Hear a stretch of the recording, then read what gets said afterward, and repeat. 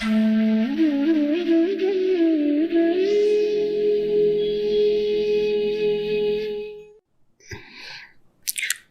सप्तशती ले रहे हैं। उसका जो मध्यम चरित्र है, दूसरा चरित्र, 3 चरित्र हैं उसमें, तो जो दूसरा उसका चरित्र है वो अध्याय 2, 3, 4 से आता है। इसमें प्रकृति यानी देवी अपने रजोगुणी रूप में प्रकट होती है। ठीक है। यहाँ जो उनका नाम है वो है महालक्ष्मी। महालक्ष्मी। और यहाँ जिस असुर का संहार है उसका नाम है महिषासुर। महिषासुर प्रमुख असुर है, उसके अलावा कम से कम 1 दर्जन नाम और आते हैं, वो सब जो छोटे मोटे थे जिनका वध हुआ। तो जो दूसरा चरित्र है आज हम उसको, उसके सार को समझेंगे और चर्चा करेंगे। तो पहला चरित्र समाप्त हुआ था कि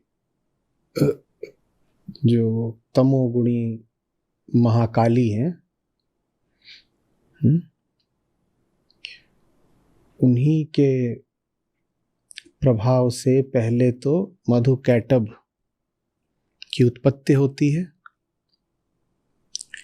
शरीर के मैल से, और फिर वही जब दोनों असुरों की मति फेर देती हैं तो उससे दोनों असुरों का संहार हो जाता है।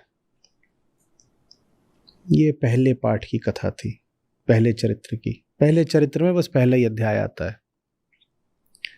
तो वहां पर जो हमारा पहला चरित्र समाप्त हुआ था कि तमोगुणी महाकाली द्वारा मधुकैटभ का संहार श्री विष्णु के हाथों, तो वहां समाप्त होता है। और फिर दूसरा अध्याय है वो आरंभ होता है। वो दूसरा अध्याय ही दूसरे चरित्र का आरंभ है, और इसमें आरंभ में ही बड़ी भारी लड़ाई चल रही है। और वहां दिखाया था पहले चरित्र में कि जो लड़ाई थी विष्णु और मधुकैटभ की वो 5000 साल चली थी। तो ये एक शैली है कथा में, ये एक शैली होती है अतिशयोक्ति। तो 5000 वर्ष लड़ाई चली, यहां पर भी यही 100 साल लड़ाई चली। तो चाहे 5000 वर्ष कहा जाए चाहे 100 साल कहा जाए, इशारा ये है कि ये एक बहुत लंबी और बहुत प्राचीन लड़ाई है, बस इतना समझना है। 100 का अर्थ ये नहीं होता कि 99 नहीं या 101 नहीं। 100 से आशय है पुरानी और बहुत लंबी। तो लंबी एक लड़ाई है देवताओं और दानवों के बीच में, 100 साल से चल रही है। और देवताओं का नेतृत्व कर रहे हैं इंद्र, और असुरों का नेतृत्व कर रहा है महिषासुर। तो वो इस दूसरे चरित्र में एक प्रमुख पात्र है महिषासुर। और 100 साल में ही देवताओं की हो जाती है पिटाई, वो झेल नहीं पाते, पांव उखड़ जाते हैं। जब पांव उखड़ जाते हैं तो हमें बताया जाता है कि जितने अधिकार थे देवताओं के वो सब महिषासुर ने अपने हस्तगत कर लिए। हस्तगत माने ले लिए, अपने हाथ के नीचे ले लिए। तो सूर्य का प्रकाश और सूर्य की यात्रा जो प्रकृति द्वारा निर्धारित होती थी वो किसके द्वारा निर्धारित होने लगी? महिषासुर, क्योंकि सूर्य देव का तो काम अब ले लिया महिषासुर ने अपने हाथ में। वरुण जिस तरीके से जल का और बादलों का संचालन करते थे वो सब किसने ले लिया? तो पूरी जो प्रकृति है उसमें त्राही त्राही मच गई, क्योंकि ये देवता लोग थे, ये एक व्यवस्थित तरीके से, ये सब प्रकृति के प्रतिनिधि हैं। जो सारे देवता हैं वो प्रकृति की ही शक्तियों के प्रतिनिधि होते हैं। तो सारे देवता लोग तो प्रकृति माने महादेवी के अंतर्गत काम करा करते थे, एक नियमित और अनुशासित रूप से। तो सूर्य को कभी देखा है कि वो अपने अनुशासन से विचलित होता हो? देखा है क्या? या चांद तारों किसी को देखा है? सब अपने अपने नियमों के अनुसार काम करते हैं ना। तो वो सब जो नियम है वो किसके नियम हम कहते हैं? प्रकृति के नियम। तो ये तो देवी के नियमों के नीचे काम किया करते थे। लेकिन असुर ने क्या करा? असुर ने कहा कि मैं सारे नियम प्रकृति के तोड़ दूंगा। तो आग का नियम तोड़ दिया उसने, वनस्पति का नियम तोड़ दिया, हवा का नियम तोड़ दिया, वायु का, जितने भी ये सब जो है देवताओं के रूप में प्रकट होते हैं। तो अरे सब देवताओं को हरा दिया और प्रकृति के सारे नियम तोड़ दिए। मतलब समझिए कि यहाँ पर देवी से आशय क्या है? देवी प्रकृति ही है, प्रकृति ही है, और प्रकृति का भोग नहीं करना है।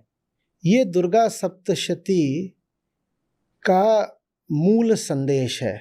प्रकृति भोगने के लिए नहीं है, प्रकृति का सम्मान करो, प्रकृति से कोई नहीं जीत सकता। छेड़छाड़ मत करो। चांद तारे ये तुम्हारे उपयोग उपभोग के लिए नहीं बने हैं। तो महिषासुर ने लेकिन देवताओं को हरा दिया। अब देवताओं को हरा दिया, उसके पास बड़े तरीके के जबरदस्त अस्त्र शस्त्र थे, संसाधन थे, बड़ी उसकी सेना थी। इससे उसके बारे में क्या पता चलता है? कोई वो हल्का आदमी तो रहा नहीं होगा। अब महिषासुर कोई इंसान नहीं है, महिषासुर भी एक प्रतीक भर है, पर वो किस चीज़ का प्रतीक है हम ये समझना चाहते हैं। ऐसा नहीं है कि कोई व्यक्ति है महिषासुर की, था, यहाँ रहता था और फिर वो भैंसा बन जाता था और ऐसा होता था। ये सब तो समझाने के लिए हमें कुछ बातें बोली गई हैं, पर जो बात हमें समझाई जा रही है बड़े महत्व की है। देवताओं को हराया जा सके इसके लिए महिषासुर में क्या सामर्थ्य रही होगी? ज्ञान भी रहा होगा, प्रबंधन की क्षमता भी रही होगी, सैन्य नेतृत्व भी उसका जबरदस्त रहा होगा। इतनी बड़ी उसने सेना खड़ी करी, ये हल्के आदमी की बात है? बोलो। और इतने लंबे समय तक वो देवताओं से संघर्ष कर रहा है, इसके लिए उसमें कई तरीके की क्षमताएं होंगी, साहस होगा, जीवट होगा, बड़ा पुरुषार्थी होगा, बड़ा कर्मठ होगा, और ज्ञानी भी बहुत होगा, क्योंकि देवताओं, सारे देवताओं से एक साथ लोहा ले लिया है, तो ज्ञान के बिना तो ये कर नहीं सकता। तो ये सब कुछ है उसमें, लेकिन इस नियत से है कि इनको हरा करके फिर प्रकृति को भोगना शुरू कर दूं। समझो, साहस भी है, कौशल भी है, ज्ञान भी है, सब है उसमें, लेकिन चाह वो ये रहा है कि अपने साहस, कौशल, ज्ञान का उपयोग करे प्रकृति के शोषण, खनन और भोग के लिए। तो उसने यही सब करना शुरू कर दिया देवताओं को हरा के। असुर की परिभाषा देख लीजिए साफ साफ। असुर वो नहीं है जैसा कि हम दिखा देते हैं कि वो भयानक लंबे लंबे दांत और सर पे सींग है, पीछे कई बार पूंछ दिखा देते हैं और हा हा हा कर रहा है खड़ा। मूर्ख सा लगता है ये जो दिखाते हैं, बच्चे हंसते हैं। ये जो असुरों वाले ये जितने एनिमेशन होते हैं या धारावाहिक वगैरह होते हैं, वहाँ वो अपनी तरफ से तो असुर को डरावना बनाते हैं, छोटे छोटे बच्चे हंस हंस के पागल हो जाते हैं, कहते हैं सो फनी। असुर ऐसा थोड़ी होता है।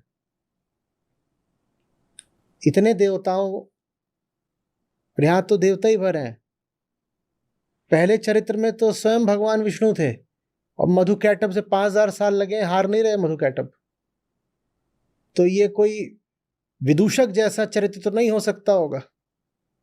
ये तो कई तरीके की प्रतिभा, कौशल और ज्ञान से संपन्न चरित्र है, जिसने देवताओं को परास्त ही कर डाला। असुर वो फिर भी कहला रहा है, क्योंकि असुर के लिए ये नहीं जरूरी है कि आपकी काया का रंग कैसा है और ये सब बातें। असुर के लिए ये नहीं है कि आप बहुत तमोगुणी हो, तामसिक हो, इत्यादि इत्यादि, नहीं, उससे भी नहीं है। असुर वो, लिख लीजिए अच्छे से, असुर वो जिसमें प्रकृति को भोगने की कामना हो। जो दुनिया को देखता ही ऐसे है कि दुनिया से अधिक क्या नोच खसोट लूं, क्या लूट लूं, क्या पालूं, उसको असुर कहा गया है। तो बहुत बड़ा ज्ञानी हो सकता है फिर भी असुर होगा। बहुत तरह की उसमें प्रतिभा, गुण, कुशलता हो सकती है, फिर भी वो असुर होगा। बड़ा तपस्वी हो सकता है, फिर भी असुर होगा। बहुत उसमें धीरज हो सकता है, फिर भी असुर होगा। ज्ञानी असुर नहीं जानते क्या? रावण क्या था? महाज्ञानी, और इतने बड़े बड़े तपस्वी असुर हुए हैं। कैसे भूल सकते हैं भस्मासुर को? उसने कैसे पाया था वरदान? तपस्या करके। वैसी तपस्या किसी और ने नहीं करी थी। महादेव प्रसन्न हो गए, बोले बताओ क्या चाहिए? बोला ये चाहिए। बोले तथास्तु। वो भी अपने आप को रोक नहीं पाए वरदान देने से। तो आप हो सकता है बहुत बड़े तपस्वी हो, फिर भी आप असुरी हैं। सवाल ये है तपस्या कर क्यों रहे हो? अगर भोग की कामना से तपस्या कर रहे हो तो असुर हो। कुछ भी कर रहे हो तुम, तुम्हारी कामना आकर उसको गंदा कर देती है। अगर भोग की कामना है तो ऊंचे से ऊंचा काम भी भोग की कामना द्वारा गंदा कर दिया जाता है। भोग की कामना ऐसे है कि आप बढ़िया शुद्ध से शुद्ध और स्वादिष्ट से स्वादिष्ट व्यंजन बनाएं और उसके ऊपर कीचड़ का लेप कर दें। अब उसे कौन खाएगा? कौन खाएगा? कुछ नहीं। भोग की कामना हर चीज को गंदा कर देती है। आपके ज्ञान को गंदा कर देती है, आपके तप को गंदा कर देती है, प्रेम को गंदा कर देती है। जितने भी आप सद्गुण ला सकते हैं अपने, जिस अर्थ में सद्गुण शब्द का इस्तेमाल होता है, जितने भी आप सद्गुण ला सकते हो सब गंदे हो जाते हैं बस अगर कामना पीछे भोग की है। श्रीमद् भगवद गीता इसीलिए सर्वोच्च ग्रंथ है। पहले वो वेदांत की प्रस्थान त्रयी में सबसे ऊपर है, प्रसिद्धि में सबसे ऊपर है, और फिर सनातन धर्म के भी सभी ग्रंथों में सबसे ऊपर है, क्योंकि उसके केंद्र में निष्कामता बैठी है, निष्काम कर्म। इसकी बात सबसे ज्यादा प्रखर तरीके से श्रीमद् भगवद गीता में निकल कर आती है। इसीलिए श्रीमद् गीता ग्रंथ शिरोमणि है। वो बताती है बिना कामना के कैसे एक सच्चा, गहरा, प्रेमपूर्ण और सफल जीवन जीना है। कामना हमने कहा हर चीज को गंदा कर देती है। तो ये बेचारे महिषासुर की और नहीं कोई गलती थी, कामना बहुत थी इसके पास, और कुल कामना यही थी कि नदियों को भोग लूंगा, पहाड़ों को भोग लूंगा, पशुओं को भोग लूंगा। पूरा जो दूसरा चरित्र है वो महिषासुर के भोग से भरा हुआ, आप देखेंगे आपको पता चलेगा। और तीसरे चरित्र में तो ये बात और खुल के सामने आएगी। और जब शुंभ निशुंभ का तीसरे चरित्र में वध हो जाता है तब देखिएगा क्या होता है। तब पता चलता है हमें कि वहां जो बात करी जा रही है वो पुरानी बात नहीं करी जा रही, वो आज की बात करी जा रही है। ऐसा लगता है ऐसे शुंभ निशुंभ वो लोग हैं, उन लोगों के प्रतिनिधि हैं जिन्होंने आज पृथ्वी पर क्लाइमेट चेंज की आपदा डाल दी है। तो शुंभ निशुंभ गए और कहता है कि क्लाइमेट चेंज के जितने भी लक्षण थे वो सब हट गए। और वहां जो एक एक लक्षण बताया गया है आप पाओगे कि वो जलवायु परिवर्तन, क्लाइमेट चेंज का ही है। आएंगे तीसरे चरित्र पर। तो अभी दूसरा चरित्र। तो अब इन्होंने क्या करा? पूरी प्रकृति को अपने हस्तगत कर लिया। साहब मेरे हिसाब से चलेगा मामला, मेरे हिसाब से चलेगा। तो ये लोग रोते कलपते गए। जब हार जाते हैं तभी ये जाते हैं। तो वहां पर महादेव हैं, विष्णु हैं, ये जाते हैं उनके पास और बताते हैं ऐसा हो गया है। और जब वो बताते हैं कि प्रकृति के इन्होंने सारी व्यवस्था तोड़ दी है प्रकृति की, और इन्होंने इस तरह की पृथ्वी पर पूरे तबाही ला दी है, तो आता है कि भारी क्रोध करते हैं दोनों। कौन?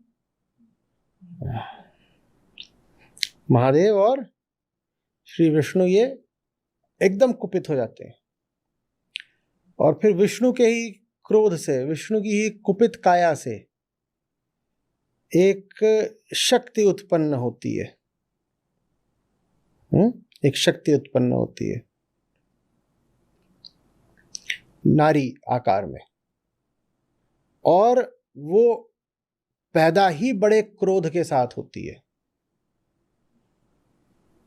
क्रोध से ही उसकी उत्पत्ति है, और वो स्वयं भी कुपित ही जन्म लेती है।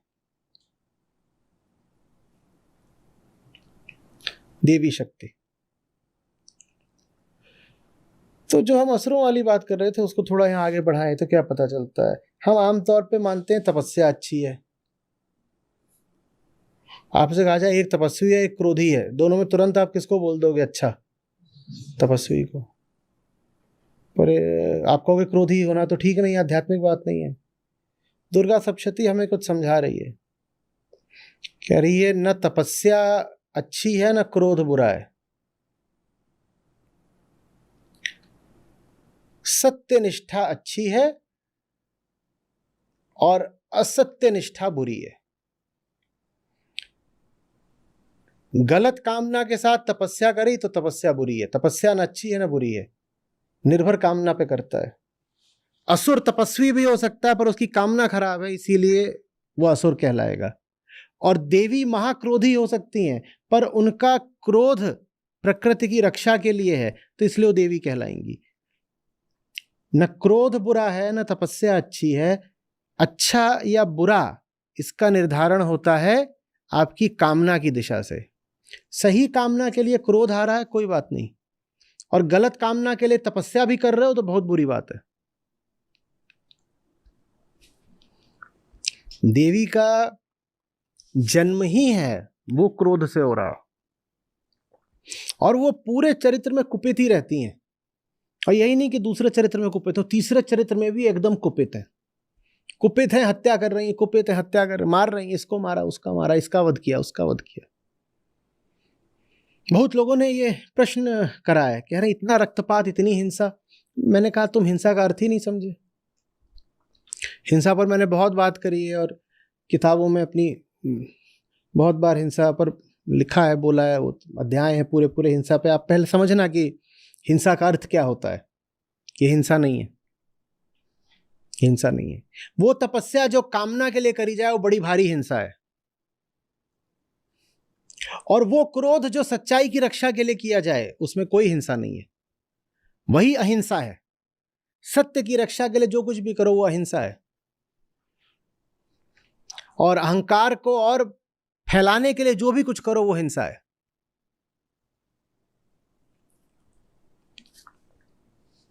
समझ में आ रही बात है? तो अब ये जो तेजोमय नारी रूप था ये प्रकट हो जाता है, ये प्रकट होकर अहंकार करता है, ये बहुत कुपित है। तो ये सब देवता थे, ये जो अपना पराजित होके आए थे, ये सब देवता अपनी अपनी शक्तियां ये उस रूप को प्रदान कर देते हैं।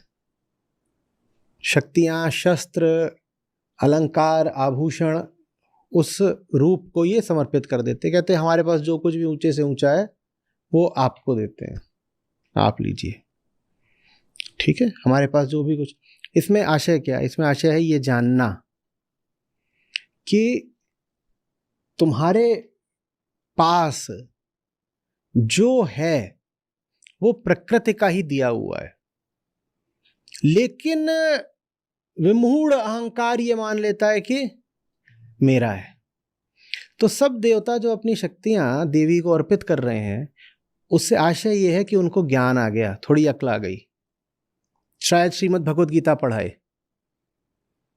कौन सा श्लोक है गीता का जहां श्री कृष्ण कहते हैं कि तुम क्यों सोच रहे हो कि ये तुम्हारा, ये तो प्रकृति के 3 गुण हैं, सारे काम प्रकृति कर रही है। प्रकृति माने शक्ति, देवी। सारे काम प्रकृति के, लेकिन तुम्हारा अहंकार यूं ही फूल के कुप्पा हो रहा है, मैंने किया, मैंने पाया, मैंने भोगा। तुम कुछ हो ही नहीं, तुमने क्या किया।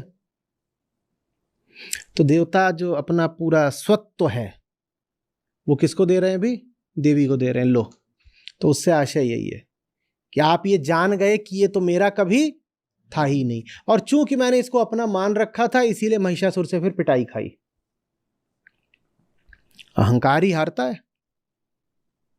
तो अपना मान के बैठे थे। और देवताओं का तो ऐसे ही है, वो हर दूसरे अध्याय में पुरानी किताबों में, पुराणों में, वो हर दूसरे अध्याय में अहंकारग्रस्त हो जाते हैं।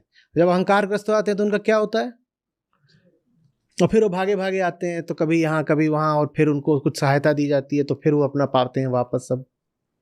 तो अब जब उनके साथ अब कुछ गड़बड़ हो गई है तो उनको ये बात समझ में आई कि हम तो यूं ही जबरदस्ती अपने मुंह मियाँ मिट्ठू हो रहे थे, जो जिसका है उसको दे दो, तेरा तुझको सौंपते क्या लागत है मोए।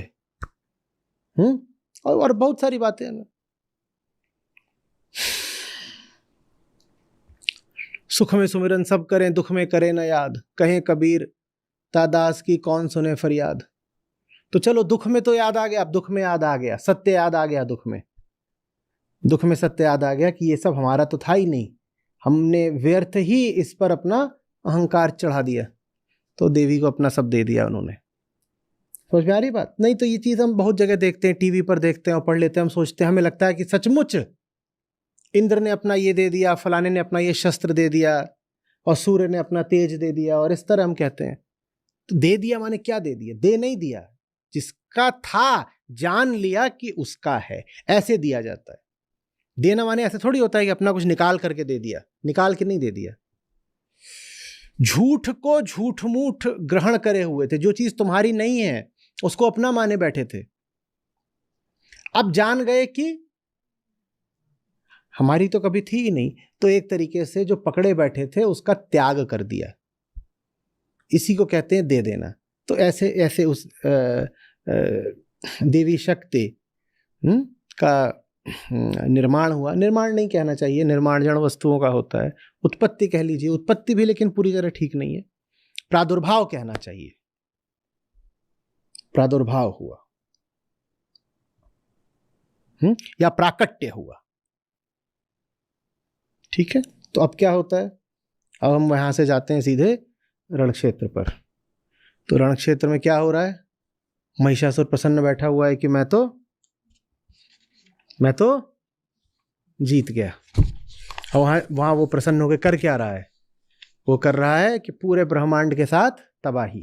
उसने नदियां गंदी कर दी हैं, उसने सूरज चांद तारों ग्रहों नक्षत्रों इनकी सबकी दिशा बदल दी है, उसने पहाड़ तोड़ दिए। और अभी जब युद्ध होगा तो देखिएगा क्या करेगा वो। उसने सागरों में इतनी हलचल मचा दी है, बाप रे, बोलते हैं कि सागरों का स्तर उठ गया है और सागरों ने भूखंडों को लील लिया है। ये कब होता है, सागर का स्तर उठना और सागर जाके भूखंड को खा जाए, ये कब होता है, ये ग्लोबल वार्मिंग में होता है। तो ये सब महिषासुर कर रहा है, ग्लोबल वार्मिंग वाले काम। समझिए महिषासुर कौन है। महिषासुर कोई ऐतिहासिक चरित्र नहीं है कि किसी समय कोई आदमी था जो भैंसा बन जाता था, उसको महिषासुर बोलते थे। हम महिषासुर हैं, जो भी प्रकृति का अनादर करे, छेड़छाड़ करे, भोग भर करे, शोषण करे, वही महिषासुर है। तो महिषासुर यही सब कर रहा था। अब इसमें नाम आएंगे राक्षसों के, और बड़े जबरदस्त नाम है, तो मेरी स्मृति से नहीं बताऊंगा, पढ़ना पड़ेगा। एक से एक नाम है, लिख लीजिए बच्चों को नाम देने के लिए। कई बार आप लोग आजकल चल रहा है कि बच्चों को एकदम अनूठे नाम देने हैं, यूनिक, जो किसी के ना हो। खास तौर पे अगर आप थोड़ा समाज में इज्जत पा गए हैं तो आप अपने बच्चे को राकेश या मोहन नाम तो दे ही नहीं सकते, और बेटी है तो उसको सीता या गीता नाम तो दे ही नहीं सकते, उसका नाम होगा यक्षिका। भले ही उस नाम का बहुत ही कोई भद्दा अर्थ होता हो, पर नाम में ही कूलनेस होनी चाहिए। तो सबसे कूल ये सब नाम है। लिखो, ये देना अपने बच्चों को नाम। बिडाल, कराल, चिकछुर, चामर, ये बड़े जबरदस्त किस्म के राक्षस थे। रख दो बच्चे का नाम। दुर्धुर, दुर्मुख, जिसके मुख से बस गालियां निकलती हैं, उसके लिए क्या नाम है बढ़िया है, दुर्मुख।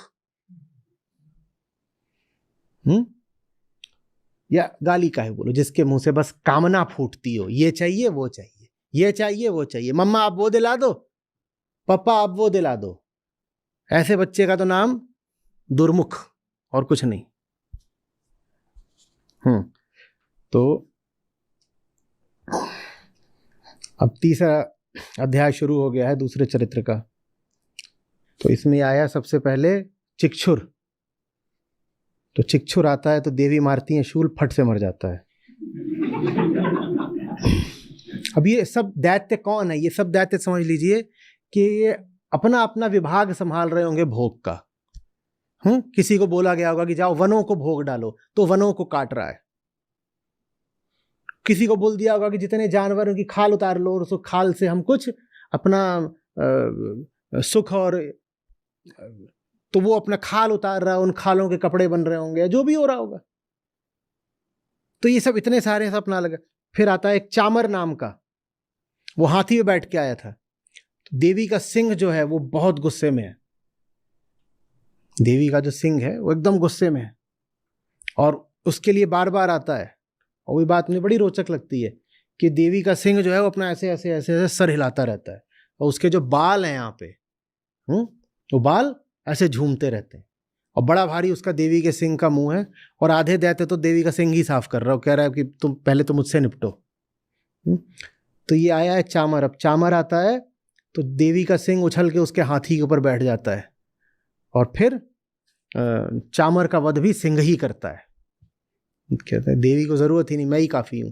सिंह इसलिए कुपित होगा कि जब जंगल खराब कर दोगे तो विलुप्त तो सिंह ही होता है ना। फिर आप चलाते हो mission tiger, safe tiger, project tiger, जब कुछ छोड़ोगे ही नहीं तो टाइगर भी नहीं बचता है। फिर बाहर से चीते लाते हो और चीते भी मर गए सब। और कहां गए वो शेर भी जो गिर में होते थे, कहां है भारत के, कितने शेर बचे हैं? तो बाकी सब जब मार दोगे तो शेर भी नहीं बचता। तो शेर इसीलिए देवी का सिंह बहुत कुपित है। तो ये चामर तो गया। तो अब ये मैं सीधे उद्धृत कर रहा हूं श्लोक से ही। सिंह बड़े वेग से आकाश की ओर उछला और उसने गिरते समय पंजों की मार से चामर का सर धड़ से अलग कर दिया। ये चामर कोई पक्का ऐसा आदमी है जिसने जंगल में कुछ लकड़ी माफिया, रेत माफिया या कोयला माफिया, लोहा माफिया को चला रखा होगा। तो सिंह ने कहा इसी ने पूरे सब पेड़ काटे, इसी ने घास तक नहीं रहने दी। जब घास नहीं बची तो हिरण नहीं बचे, जब हिरण नहीं बचे तो शेर कहां से बचेगा? समझ में आ रही बात? फिर आता कराल। कराल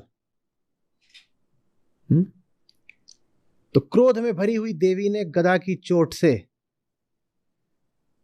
कचूमर निकाल दिया। फिर आता है उद्धत। फिर आता है बाष्कल। ये सारे बढ़िया नाम है, एकदम नाम में ही कुछ खनक है। बाष्कल। फिर आते हैं ताम्र और अंधक। उग्रास से उग्रवीर्य और महाहनु। अब वो बच्चा है छोटा, उसको बचपन से ही उल्टा पुल्टा सब दिखा दिया है। घर में माँ बाप बैठ के एडल्ट मूवी देखते थे, उसने भी देख ली है। तो ऐसे का नाम रखना है उग्रवीर्य।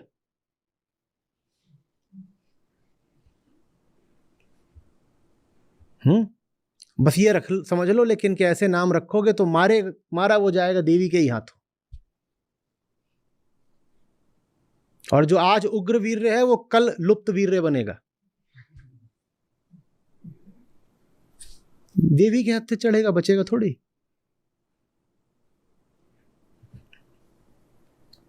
तो ये सब जो दैत्य हैं ये मारे गए।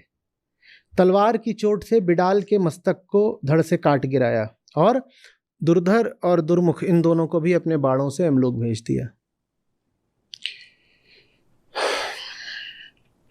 भोग आपकी शक्ति हर लेता है। उसके बाद जब आपके सामने कोई सत्य का प्रतिनिधि बन के आएगा तो आप किसी भी तरह उसके सामने खड़े हो नहीं पाएंगे। आप उसी दिन तक बचे हुए हैं जिस दिन तक कोई सच्चा आदमी आप का हिसाब करने आपके सामने आया नहीं है। जिस दिन आ गया उस दिन बचोगे नहीं।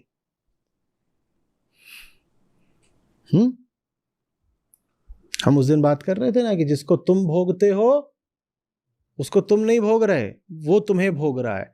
तो भोग आपकी सब शक्ति का हनन कर देता है।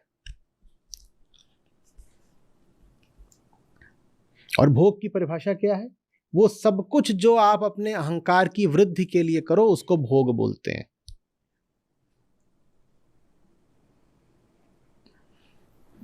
वो सब कुछ जो अपने अहंकार की वृद्धि के लिए करो उसको भोग बोलते।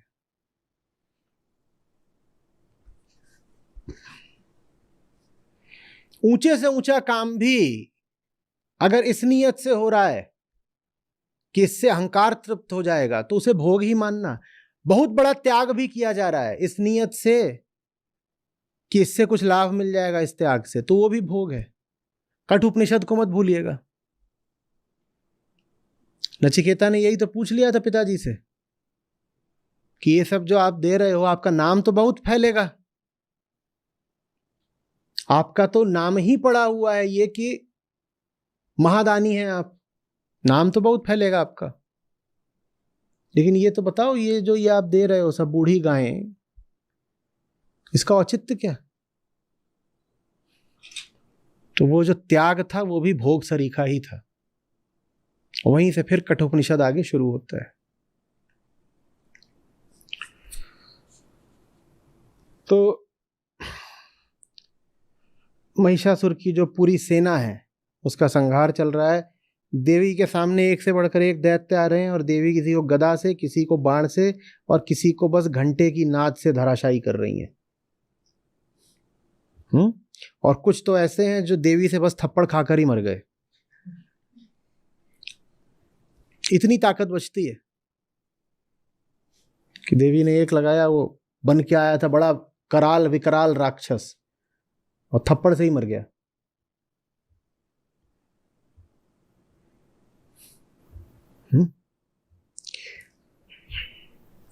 तो महिषासुर कुपित हुआ, बोला मेरी पूरी सेना का संहार हो रहा है। तो उसने भैंसे का रूप लिया और वो उसने जो देवी के सब गण थे, माने जो उनके सेवक अनुचर ये सब थे, उनको उसने सताना शुरू किया। किसी को ऐसे मार रहा है, किसी को वैसे मार रहा है।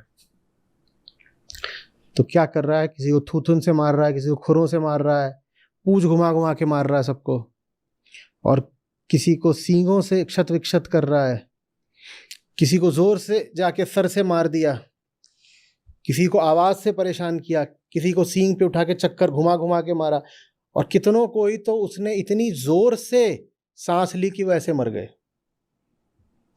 फुफकारता सा है ना।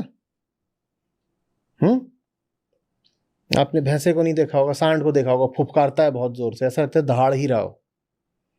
तो कई तो उससे ही मर गए। अब ये पशु का जो रूप लिया है महिषासुर ने, इससे हमें क्या पता चलता है? क्या पता चलता है? देवी सिंह पर सवार है और महिषासुर खुद बन बैठा महिष। इससे क्या पता चलता है हमें? देवी वो जो पशुता से ऊपर उठी हुई है, जो पशुता की स्वामिनी है, और असुर वो जो स्वयं ही पशु है। और एक जगह पर तो आकर के महिषासुर सिंह भी बन जाता है, अभी आगे होगा ऐसा। तो वहां तो बात और स्पष्ट हो जाती है। देवी सिंह पर सवार है और महिषासुर किसका रूप ले रहा है? सिंह का। तो बहुत स्पष्ट हो जाती है बात कि क्या है।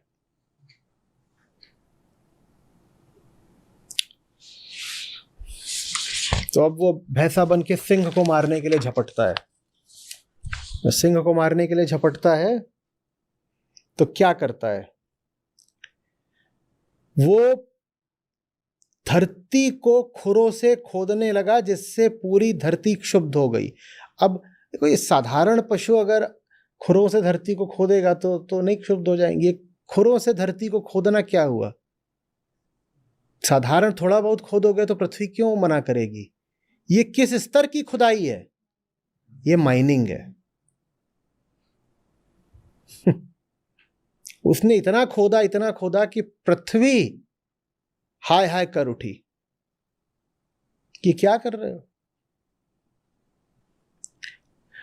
और अपने सींगों से ऊंचे ऊंचे पर्वतों को उठाकर फेंकने लगा। ये पर्वतों को उठाकर फेंकने लगा से क्या आशय है? वही जो भी आपने सिक्किम में देखा है तीस्ता नदी के साथ, विकास के नाम पर पर्वतों की कटाई। जो विकास की बात करके पर्वतों को काटें लोग और देश, जैसा कि पूरे विश्व में हुआ है, भारत में भी हो रहा है, वही असुर है। तो वो अपने सींगों से उठा उठा के सबको, उसके लिए सब कुछ बस उसकी कामना पूर्ति का साधन बस है कि मेरी कामना ये है, ये देवी है, इनको परास्त करना है, तो उसके लिए मैं सारे पहाड़ तोड़ दूंगा। शत्रु को हराना है, पहाड़ काट दो। ये असुरता का प्रतीक है। शत्रु को हराना है तो पहाड़ ही काट दो, ये असुरता की निशानी हो गई। शत्रु को हराना है तो नदी बांध दो। भारत के लिए एक जानते हैं खतरा क्या है? ब्रह्मपुत्र चीन में बड़ा लंबा रास्ता तय करके आती है भारत, और चीनियों ने उस पर बना दिए बांध अब, और युद्ध की स्थिति में उन बांधों का दुरुपयोग होगा। कुछ वैसा ही डर पाकिस्तानियों को लगता है। उनकी सिंधु नदी भारत से लद्दाख से होके खूब जाती है, उनको लगता है कि कहीं कुछ गड़बड़ ना कर दें युद्ध की दशा में।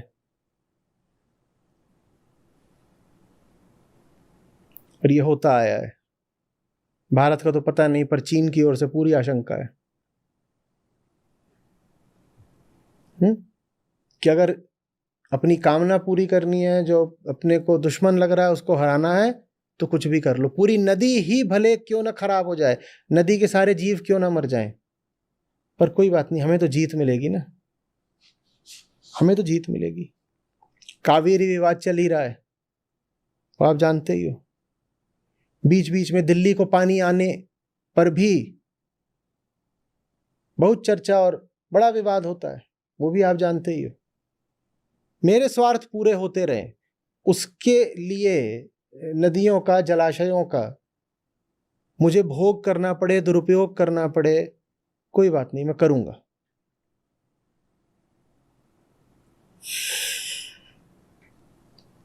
उत्तराखंड में आपने देखा ही है जोशीमठ का हाल, और खासकर जब मॉनसून रहते हैं तब वहां क्या हालत होती है, ये कोई छुपी चीज अब नहीं है, और वो बात बढ़ती ही जा रही है। जोशीमठ कोई छोटी मोटी जगह नहीं थी,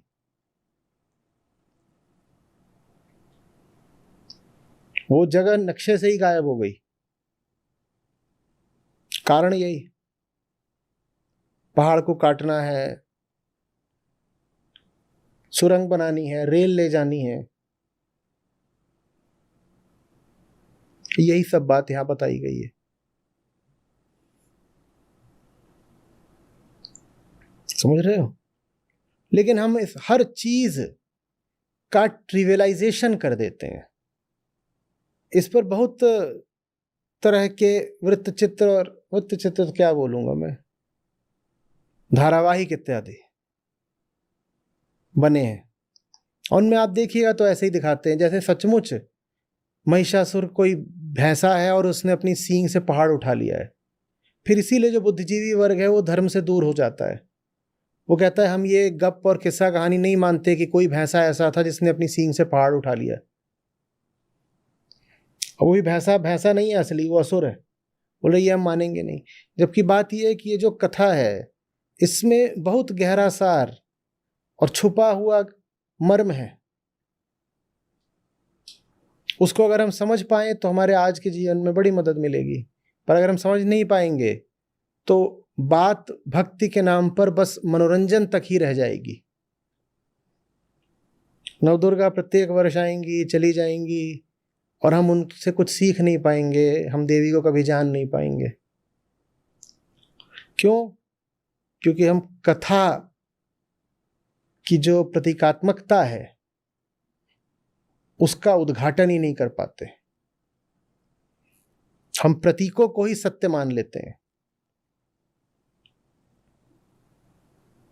हम हर चीज को लिटरली ले लेते हैं, उसके शाब्दिक अर्थ पर ही ले लेते हैं, जबकि अर्थ लिटरल नहीं है, सिंबॉलिक है।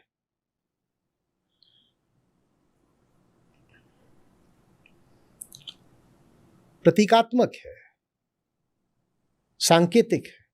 संकेत किधर को करा जा रहा है ये हम कभी समझने की परवाह ही नहीं करते।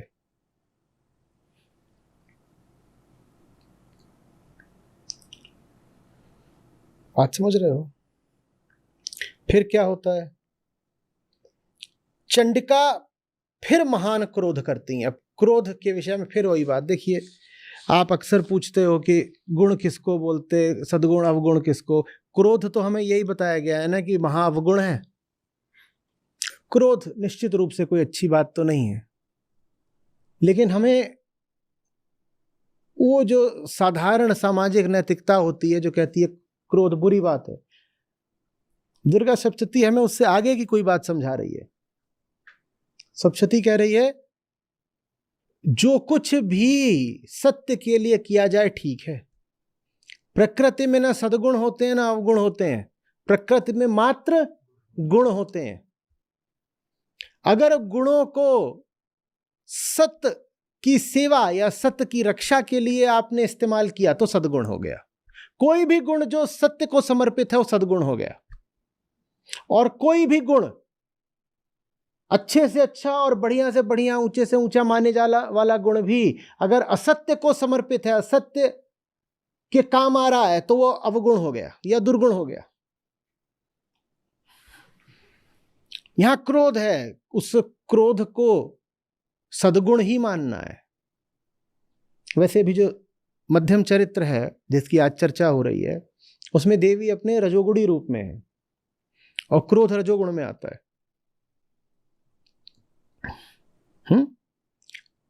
3 गुण हैं जो सबके पास होते हैं। इन तीनों गुणों को उसको समर्पित कर दो जो गुणातीत है। लिख लीजिए सूत्र,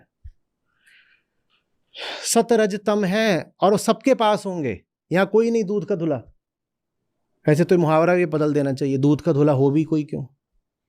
दूध हटाओ सारे मुहावरों से। ये दूध का दूध पानी का पानी नहीं चलेगा, कुछ और कर लो उसको। जूस का जूस पानी का पानी।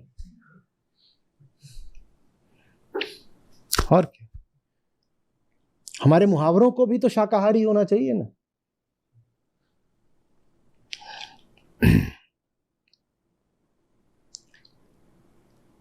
तो सतरज तम है और आप सब, आपके पास तीनों ही। कोई नहीं होगा जिसके पास सिर्फ तामसिकता हो या सिर्फ राजसिकता हो, ऐसा कोई नहीं मिलेगा। कोई कह दे बहुत कि मैं बड़ा सात्विक आदमी हूं, उसमें भी रज और तम होंगे, थोड़े कम ज्यादा हो सकते हैं, होंगे, सब होंगे। इन तीनों को समर्पित कर दो गुणातीत को। और गुणातीत जो होता है उसी को सत्य, साक्षी, तुरीय, आत्मा, ब्रह्म बोलते हैं।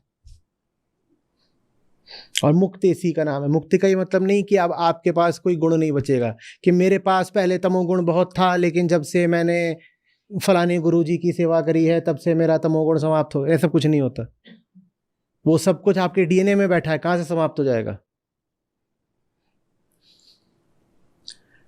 मुक्ति का अर्थ है सब गुणों को गुणातीत सत्य को समर्पित कर देना। इसको ही मुक्ति कहते हैं। यही गुणों से मुक्ति हुई।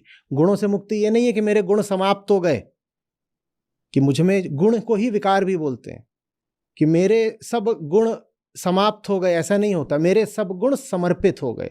समाप्ति नहीं, समर्पण लिखो। कोई चीज समाप्त नहीं होने वाली। जब तक आपका शरीर है तब तक ये सब चलेगा। क्रोध भी रहेगा, आंसू रहते हैं, निराशा रहती है, सब रहती हैं चीजें। इनको सबको समर्पित कर दो। आशा, ममता, जो कुछ भी है आपके पास, लड़ो मत उससे, समर्पित करो उसे।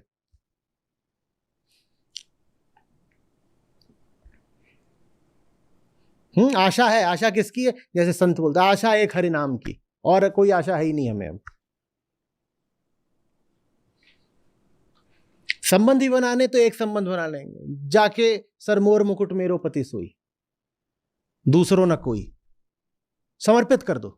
जो कुछ है सब रखेंगे, समर्पित करेंगे, लेकिन समर्पण सही जगह होना चाहिए। यही मुक्ति है। समझ में आ रही है बात?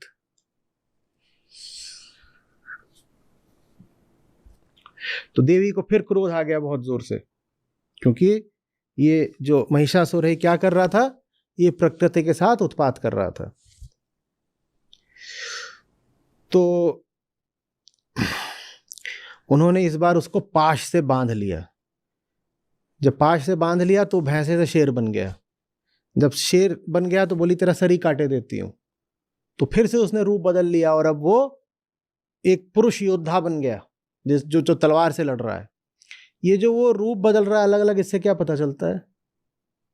कि असुरता कोई भी रूप धारण कर सकती है, असुरता कोई भी रूप धारण कर सकती है। आप ये मत सोचिएगा कि वो असुर है तो पशु जैसे ही लगेगा, क्योंकि असुर का संबंध हम पशु से तो बहुत आसानी से लगा लेते हैं। भैंसा है, कुछ और है, अजगर है। खास तौर पर अगर कोई हिंस्र पशु हो, बर्बर पशु हो, तो बहुत आसान होता है उससे असुरता का संबंध बैठा देना, है ना, कि असुर है तो किसके ऊपर होगा। अब भेड़िया है, आप आराम से बोल दोगे ये असुर है। लेकिन अब वो यहां एक जवान योद्धा बन गया है, महिषासुर, वो भी असुर ही है। असुरता किसी भी रूप में आ सकती है सामने। तो अब ये जब पुरुष था, इसको भी देवी ने फिर कह रहे हैं बाणों की वर्षा करके इसको भी बींध दिया, तो अब वो हाथी बन गया। वो कुछ भी बन सकता है, कुछ भी बन सकता है। माने जो कुछ भी है उसका रूप मत देखो, उसका केंद्र देखो। हाथी हो, शेर हो, इंसान हो, महिष हो, उसका केंद्र देखो। रूप तो कुछ भी हो सकता है, केंद्र देखो, केंद्र। एक शेर वो है जो महिषासुर बन बैठा, और एक शेर वो है जिस पर देवी सवार है। ऊपर ऊपर से तो दोनों शेर एक ही जैसे हैं, केंद्र दोनों का बड़ा अलग है। केंद्र देखो, ऊपर कोई कैसा दिख रहा है नहीं देखना है, केंद्र देखो।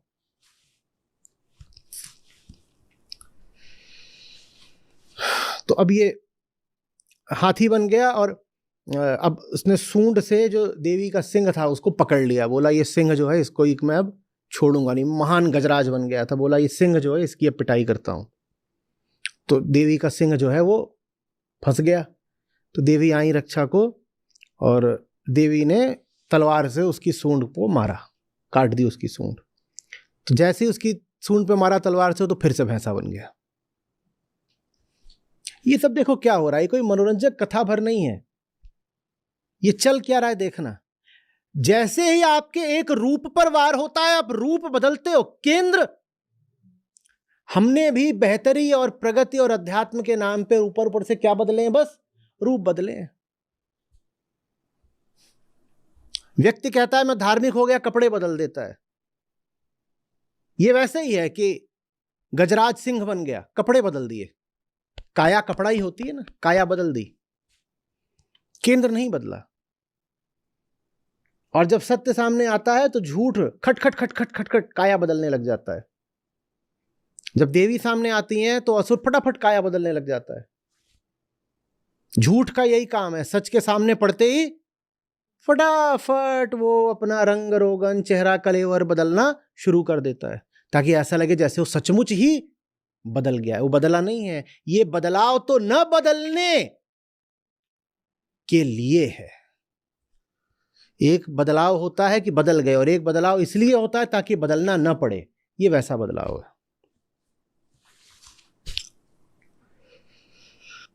और अब इसने जब भैंसे का रूप लिया, तो अब ये पृथ्वी को और ज्यादा परेशान करने लग गया, और पृथ्वी के साथ अब चराचर प्राणियों सहित तीनों लोगों को व्याकुल करने लगा। चर प्राणी, अचर प्राणी, माने जो ये स्थावर हैं, जंगम है, चलते हैं नहीं चलते हैं, हर तरीके के जो, और हर लोक में सब जो लोग रहे, सबको दुखी कर दिया। कि सिर्फ किस लिए? अपनी कामना, अपने स्वार्थ पूर्ति है, तो सबको दुखी कर दिया। तो देवी ठहर गई। एक क्षण आता है, अब ये मध्यम चरित्र में देवी ठहर जाती हैं। देवी बोलती हैं अब आर पार का करना पड़ेगा, ये अब बहुत धृष्टता कर रहा है। और ठहर करके देवी क्या करती हैं, तब क्रोध में भरी हुई जगन माता चंडिका बार बार उत्तम मधु का पान करने और लाल आंखें करके हंसने लगी। जब वो ये करने लगी, तो उधर बल और पराक्रम के मद से उन्मत्त हुआ राक्षस गरजने लगा और अपनी सींगों से चंडी के ऊपर पर्वतों को फेंकने लगा। मैं सब कुछ बर्बाद कर दूंगा अपने स्वार्थ की खातिर। क्या आप जब एक पर्वत खराब करते हो, तो पर्वत कोई रेत पत्थर पर थोड़ी ही है। पर्वत मतलब समझते हो क्या होता है? पर्वत का मतलब होता है जंगल। दुनिया भर के बड़े से बड़े जंगल पर्वतों पर पाए जाते हैं, और जो पर्वतों पर पाए जाते हैं वो थोड़े से बचे भी हुए हैं। नहीं तो अमेज़न के जंगलों का देखो क्या हाल है, इंडोनेशिया के जंगलों का देखो क्या हाल है। लेकिन पर्वतों में, खासतौर पर ऊंचाइयों पे जो जंगल हैं, अभी भी अपेक्षाएं थोड़े बचे हुए हैं। तो पर्वत तोड़ने का मतलब समझो। और हमने पर्वतों के साथ बहुत नाइंसाफी करी है ना। शिमला का हाल देखो, सिक्किम का हाल देखो, उत्तर पूर्व अभी हमारा थोड़ा बचा हुआ है क्योंकि वहां हम उतना पर्यटन करते नहीं, विकास की उतनी हवस अभी उधर पहुंची नहीं। उत्तराखंड का हाल देखो।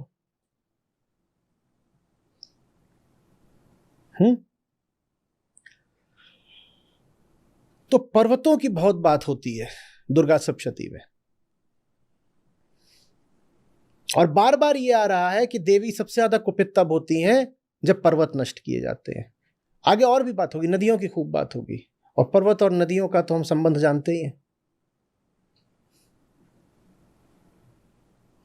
तो अब ये सब करने लगा, देवी उधर ठहर गई और देवी बहुत कुपित हैं और हंस रही हैं, और जब वो ठहर गई तो राक्षस और गरजने लगा और चंडी के ऊपर पर्वतों को फेंकने लगा। देवी क्या कर रही है, उत्तम मधु का पान करने लगी और लाल आंखें करके हंसने लगी। उनका मुख मधु के मद से लाल हो रहा था और वाणी लड़खड़ा रही थी। देवी बोली, ओ मूर्ख, मैं जब तक मधु पी रही हूं तब तक क्षण भर के लिए तू खूब गरज ले, और मेरे हाथ से अब तेरी यही मृत्यु होगी और अब गर्जना देवता करेंगे। अब ये लीजिए, हम आमतौर पे इस बात को भी बहुत अच्छा तो नहीं मानते, मधुपान और मधु के मद से लाल हो रहे हैं देवी के नयन, और वाणी उनकी लड़खड़ा रही है। लेकिन फिर वही बात आती है, मदांध तो असुर है ना। देवी तो अगर मद भी ले रही हैं तो यही कह रही हैं कि तू एक क्षण ठहर जा, मधु का पान करके तेरा वध करूंगी। मैं मधु का पान कर ही इसी ले रही हूं कि तेरा वध करूं, और उसके बाद करेंगे देवता गर्जना, जैसे अभी तू गर्जना कर रहा है। तो क्षण भर को गरज ले क्षण भर को। तो खान पान, आचरण, व्यवहार, इसको भी कैसे देखना है, इसमें एक सबक हमको सप्तशती से मिल रहा है। देवी मद में नहीं है, भले ही मधु का पान देवी कर रही है, पर मद में तो असुर है। मद में असुर है, भले ही मदिरा का पान देवी ने कराओ। जो हमारी साधारण नैतिक दृष्टि है, जो बस यही देखती है कि क्या पहना, क्या खाया, क्या पिया, क्रोध का संयम किया कि नहीं, आचरण का संयम किया कि नहीं, मर्यादा का पालन किया कि नहीं, उसको एक चुनौती दे रही है दुर्गा सप्तशती। ये बताने की वरना कोई जरूरत नहीं थी कि देवी ने मदिरा का पान किया, ये बात आसानी से हटाई जा सकती थी। क्यों बताई जा रही है, क्यों लिखा गया? ताकि आपको पता चले कि सिर्फ मदिरा ना पीने से आप सुर नहीं हो जाते। बहुत लोगों को इसी बात का बड़ा गौरव रहता है, देखो जिंदगी भर हमने कभी शराब में हाथ नहीं लगाया, तो तुम तब भी असुर हो। और देवी यहां पर भी, और अभी तीसरा चरित्र आएगा वहां पर भी, अगर मद का पान कर भी रही हो तो भी देवी हैं, क्योंकि वो मद का पान करते हुए भी यही कह रही हैं कि एक क्षण रुक जा, ये मैं ले ही इसीलिए रही हूं कि और मुझ में उन्माद आए और अब तेरा वध ही होगा सीधे। समझ में आ रही बात? यूं कहकर देवी उछली और अब महादैत्य पे चढ़ी गई, पांव से उसको दबा दिया और शूल से सीधे उसके कंठ में आघात किया। बोले गरज लिया, इसी कंठ से गरज रहा था।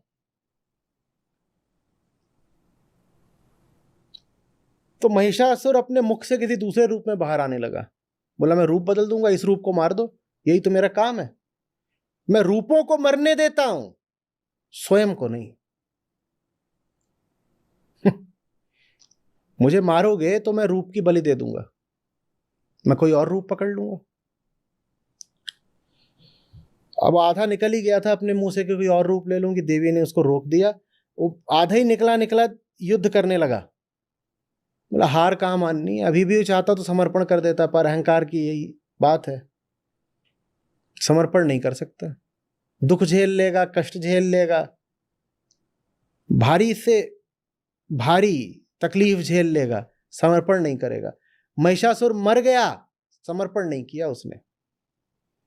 घोर दुख झेल लिया, समर्पण नहीं किया।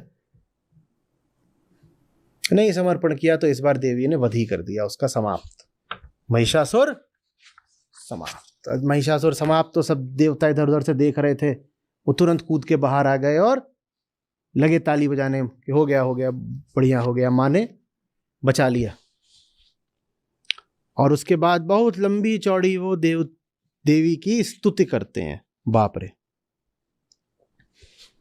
समझ लीजिए कि जो मध्यम चरित्र है वो आधा बस जो देवताओं ने फिर माँ की स्तुति करी उसको समर्पित है। वो बोलते हैं आप ऐसी हैं, आप ऐसी हैं, आप ऐसी हैं, आप महान हैं, सब कुछ आपका है, आप ही श्री हैं, आप ही लक्ष्मी हैं, आप ही मनुष्यों के भीतर विवेक बनकर बैठती हैं, आप सब कुछ हैं। तो बहुत लंबी चौड़ी उन्होंने वंदना करी। उसमें से कुछ बातें मैं बता देता हूँ।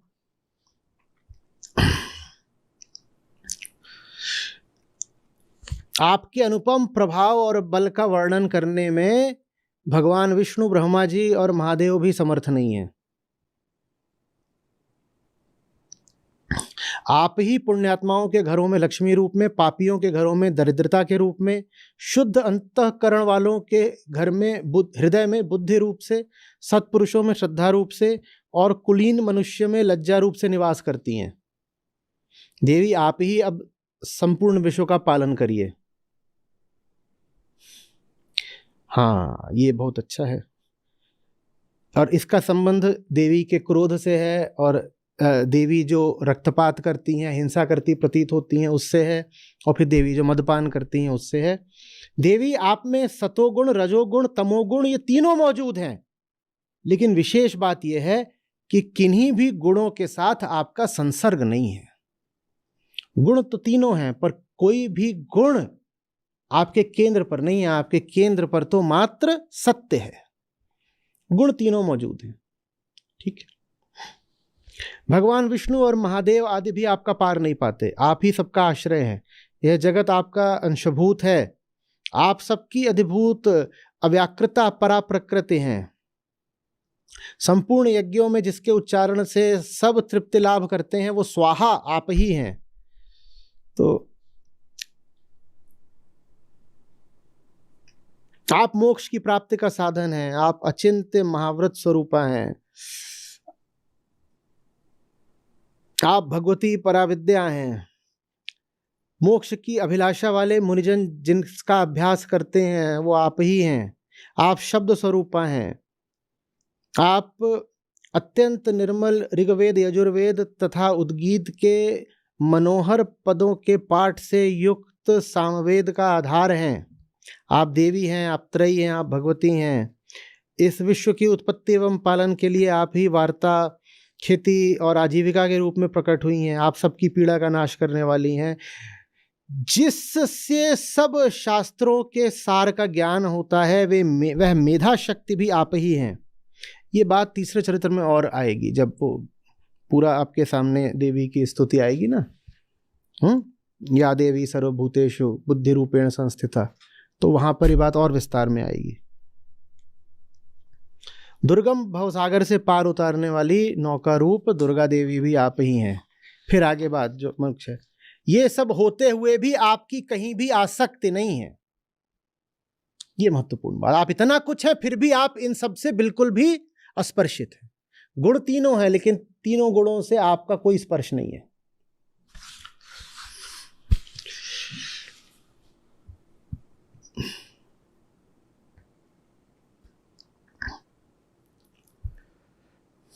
बहुत है आगे, पूरा देवी की स्तुति है, सुंदर स्तुति है, आप पढ़िएगा स्वयं ही।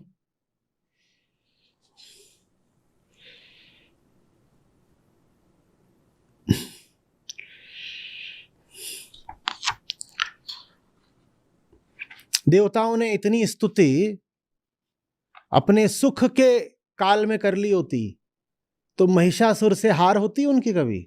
अब देखो इतनी स्तुति।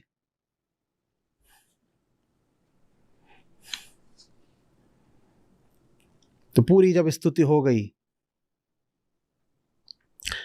तो इस प्रकार जब देवताओं ने जगन माता दुर्गा की स्तुति की और नंदनवन के दिव्य पुष्पों एवं गंधनंदन आदि के द्वारा पूजन किया।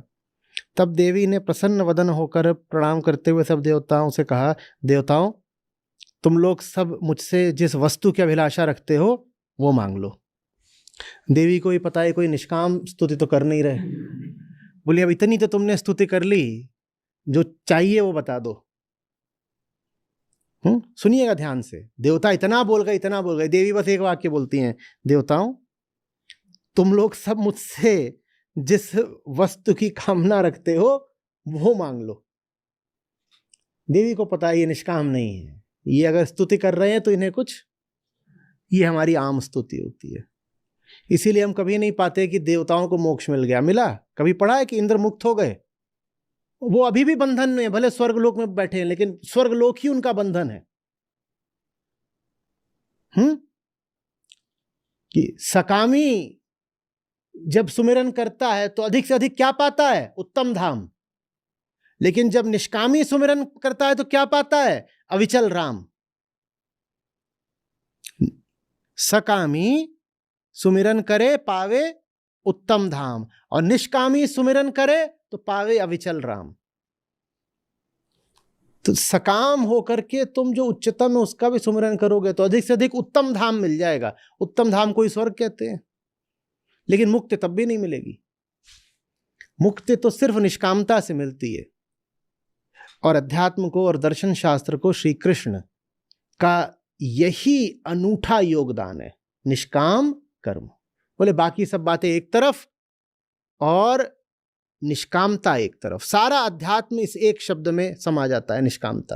और देवी यहां कह रही है देवताओं से कि निष्काम तो तुम हो नहीं सकते, तो बता दो कामना क्या है। तो देवता बता भी देते हैं, और बताते भी देखो कैसे हैं।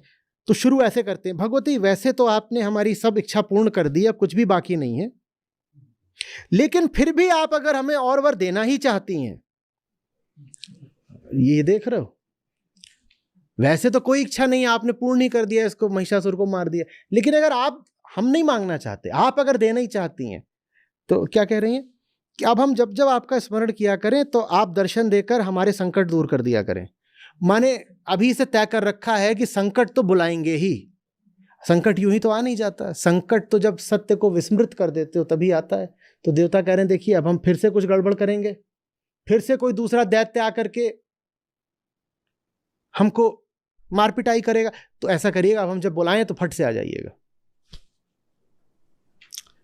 हम जब जब आपका स्मरण करें तो आप तत्काल आ जाएं, तब आप हमें दर्शन देकर हमारे महान संकट दूर कर दिया करें। और आगे भी और कह रहे हैं कि जो जो लोग आपकी स्तुति करें उन्हें धन दीजिए, समृद्धि दीजिए, वैभव दीजिए, और उसकी स्त्री आदि संपत्ति भी बढ़ा दीजिए। यही मांग रहे हैं कुल देवता, धन, वैभव, समृद्धि और स्त्री। ये देखो, और ये नहीं देख रहे कि देवी से ही ये बोल रहे हैं। देवी भी कह रही होंगी चलो, तो देवी बोलती हैं तथास्तु और अंतर्ध्यान हो जाती हैं, और कुछ बात ही नहीं करी उन देवताओं से। बोली तुमसे इतनी ही बातचीत हो सकती है, वो अंतर्ध्यान हो जाती है। देवता अगर सचमुच ही सुधर गए होते तो दुर्गा सप्तशती यहीं समाप्त हो गई होती, तीसरे चरित्र की जरूरत नहीं पड़ती। पर देवता तो देवता हैं, वैसे ही रहेंगे। अभी भी अंत भी हो रहा है तो यही धन ऐश्वर्य यही सब मांग रहे थे स्त्री, तो फिर अब तीसरा चरित्र आएगा, उसमें और भारी संकट खड़ा होना है देवताओं पर। समझ में आ रही है बात?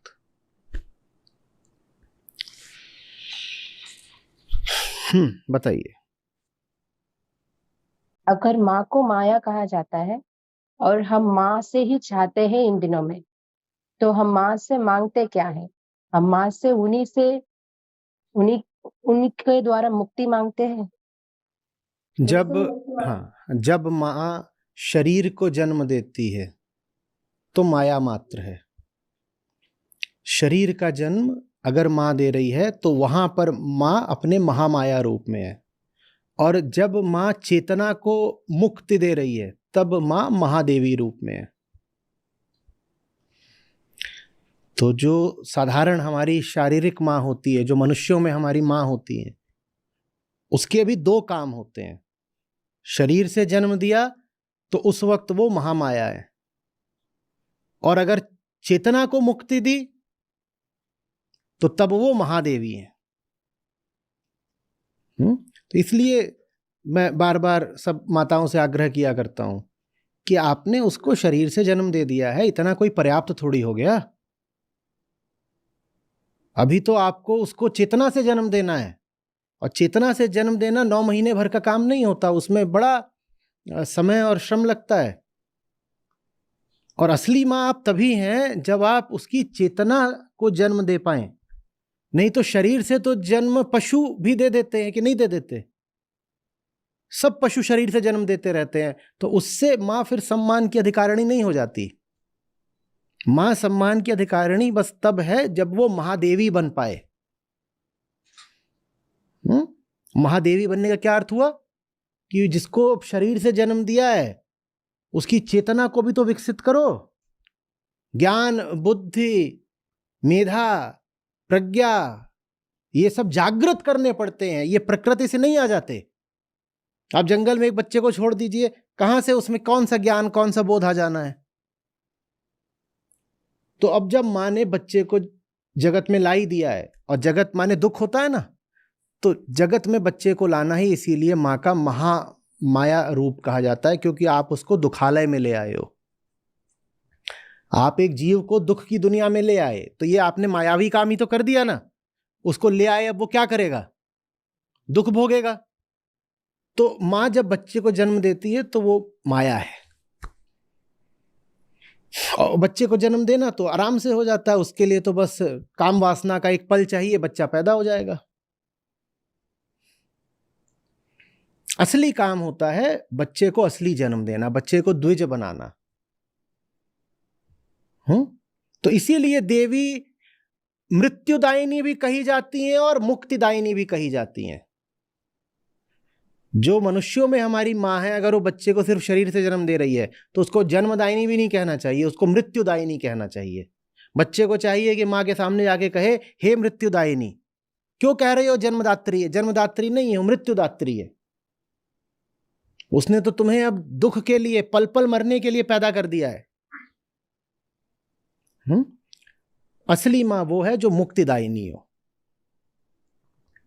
वैसी माँ देखने को नहीं मिलती कि मुक्तिदायिनी माँ, कि अब इसको पैदा करा है तो इसको इस स्तर तक ले जाऊंगी चेतना के कि मुक्त ही हो जाए सब दुख से, बंधन से। ऐसी माँ कहीं है नहीं। तो ज्यादातर माँ बस महामाया है और कुछ नहीं है।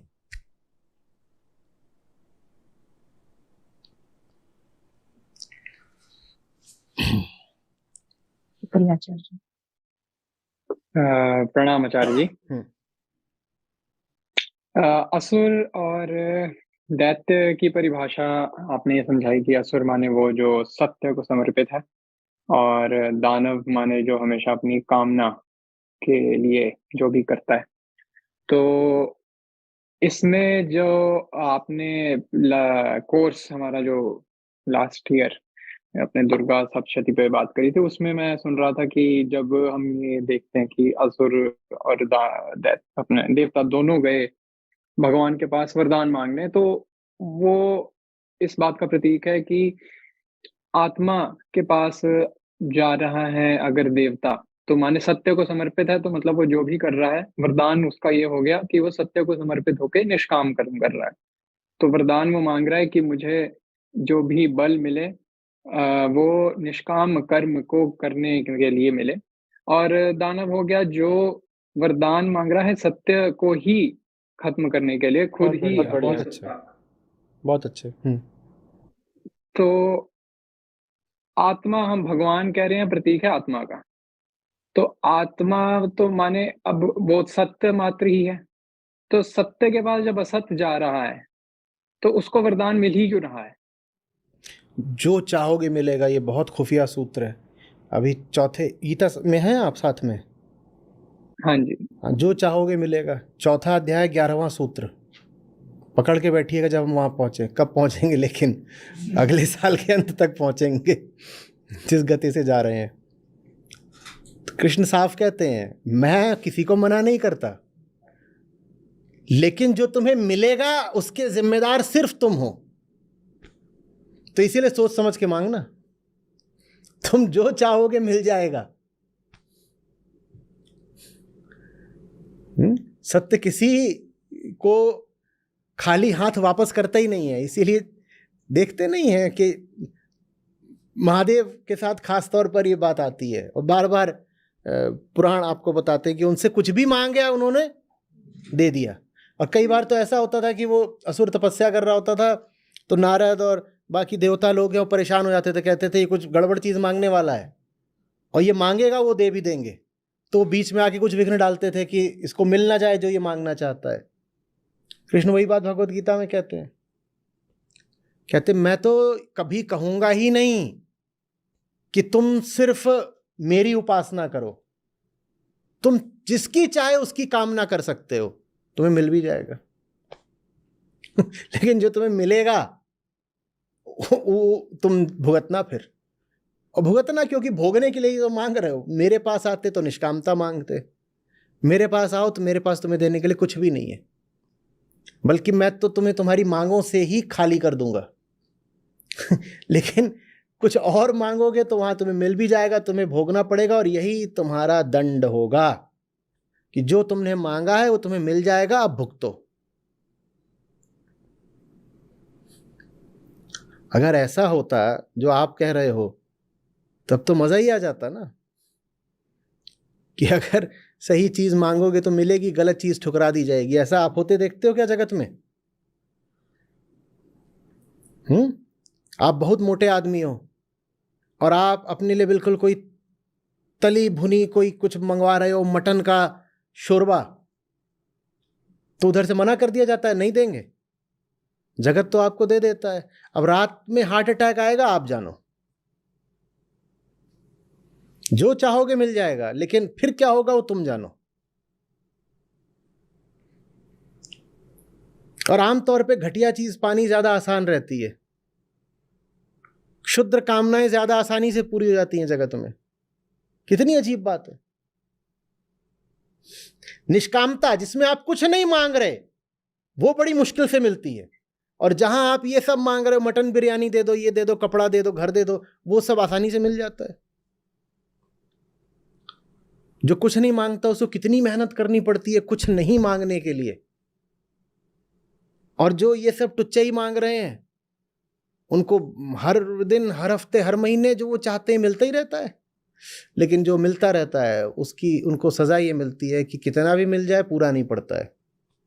मिल गया अब और मांगो, मिल गया अब और मांगो। यही जो कर्म चक्र है ये तुम्हारा दंड है।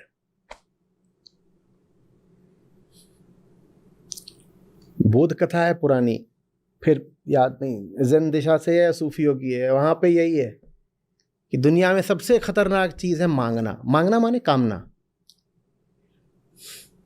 कि जब भी भीतर कोई कामना उठे एकदम कूद के खड़े हो जाओ कि ये क्या मांग लिया, अरे मत मांगो। ये क्या मांग लिया। और कितनी ये कहानियां हैं। मेरी समस्या ये कि एन मौके पे नहीं याद आती, जहां दिखाया ही गया है कि मांगने वाला अपनी मांगी हुई चीज का ही शिकार हो गया। मांग तो लाए थे, अब जो ले आए हो वो संभाले नहीं संभल रहा। और जब मांगा था तब देने वाले ने अपनी ओर से थोड़ा सा चौकस भी करा था कि तुम्हें पक्का है, तुम्हें चाहिए? बोले चाहिए, तो ले फिर चाहिए तो। भाई अगर आप कहते हो प्रकृति को बनाने वाला ईश्वर है, तो प्रकृति तो स्वयं ही देवी है, उन्हें बनाया थोड़ी किसी ने। यानी प्रकृति ही ईश्वर है, माने जगत ही ईश्वर है। माने इससे अगर कुछ मांगते हो, कामना करते हो, तो वही है कि ईश्वर से आराधना करके कामना कर रहे हैं, और जगत दे भी देता है। जगत से कुछ मांगते हो जगत दे देता है ना। वो वैसे ही है कि आपने ईश्वर की आराधना करी और ईश्वर ने वरदान दे दिया। वरदान मिल जाएगा लेकिन तुम संभाल नहीं पाओगे। आप लोग एक काम करिएगा, आज ऐप पर यही कहानियां खोज खोज के डालिएगा जहां पर रहता है कि फलाने ने फलानी चीज की इच्छा करी, वो उसको मिल गई, और फिर वो भुगतते भुगतते दुखी हो गया। आपको सबसे बड़े बड़े दुख उन्हीं चीजों से मिलते हैं जो आपने खूब इच्छा करके मांगी थी।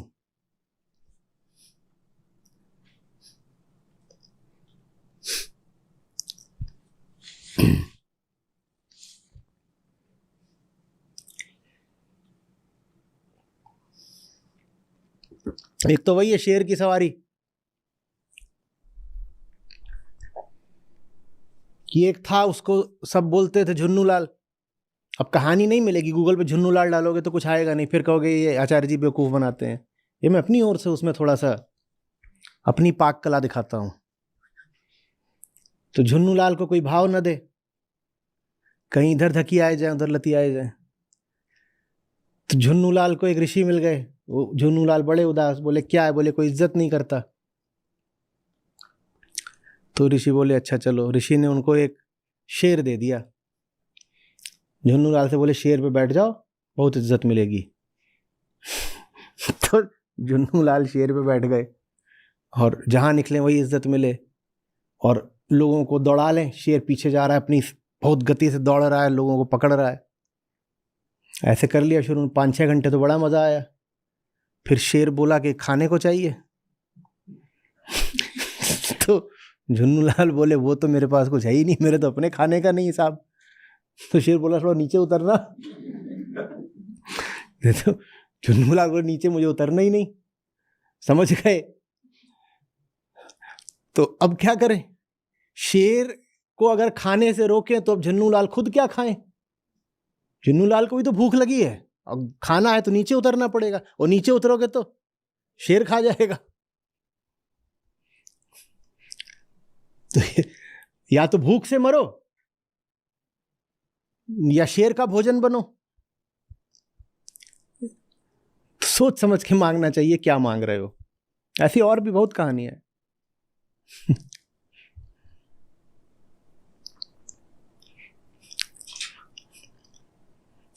चलिए,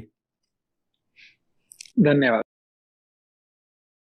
मेरा ये अभी जो दुर्गा सप्तशती हुआ है, तो इसमें हम देख पा रहे हैं कि प्रकृति की छेड़खानी जितना कर रहे हैं, उससे जो प्रभाव पड़ रहा है, उससे देवी का रूप कुपित हो जाता है, और ये सब असुरों का वध इत्यादि।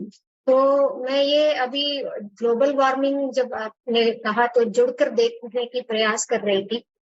तो अभी जो हो रहा है, जितने भी माइनिंग, जितने भी पशु वध हत्या इत्यादि हो रही है, तो वहां पे एक तरीके से देवी का जो मदिरा पान का जो हुआ था, मैं एक इस तरीके से जोड़ के देखने के प्रयास कर रही हूँ कि जो भी अभी भीतर जैसे अभी भूकंप आया है, उसका पीछे का कारण भी देख रहे हैं कि वो बेल्ट ही पूरा हिल रहा है, और पूरा तैयारी है कि आगे कुछ भी हो सकता है। जोन रेडी है, भीतर हो ही रहा है।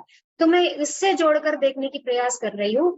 जैसे प्रकृति बीच बीच में हमें चेतावनी दे रही है, माँ चेतावनी दे रही है, छोटे मोटे जो असुरों को मार रही है। तो ऐसा लग रहा है कभी कहीं दूर में भूकंप हल्का सा आ गया, कभी बाढ़ आ गया, कभी ये आ गया, कभी वो आ गया, पर पूरी तरीके से अभी हमें थोड़ा बहुत करना है उसके ऊपर भी सुधर जाओ। क्या ऐसे है? बिल्कुल है। अगर हम जो आवृत्ति है, मैंने फ्रीक्वेंसी देखें एक्सट्रीम इकोलॉजिकल और इन्वायरमेंटल इवेंट्स की, ठीक है, आप यही गूगल कर दीजिएगा एक्सट्रीम इकोलॉजिकल, तो आपको पता चलेगा कि वो फ्रीक्वेंसी कहीं पर 5 गुना, कहीं 10 से 20 गुना भी बढ़ गई है। एक्सट्रीम इवेंट्स में ये सब आते हैं, एक्सट्रीम टेम्परेचर, एक्सट्रीम रेनफॉल, और ये जो सीस्मिक इवेंट्स होते हैं, तो उसमें लैंडस्लाइड्स वगैरह भी कहीं कहीं पे जोड़ के बताएंगे। तो आप पाएंगे कि इनकी फ्रीक्वेंसी बहुत बढ़ गई है। बस इतनी सी बात है कि मीडिया वही बात दिखाएगा जो बात आप देखना चाहते हो। ये चीज़ आप देखना नहीं चाहते तो आपको दिखाया नहीं जाएगा।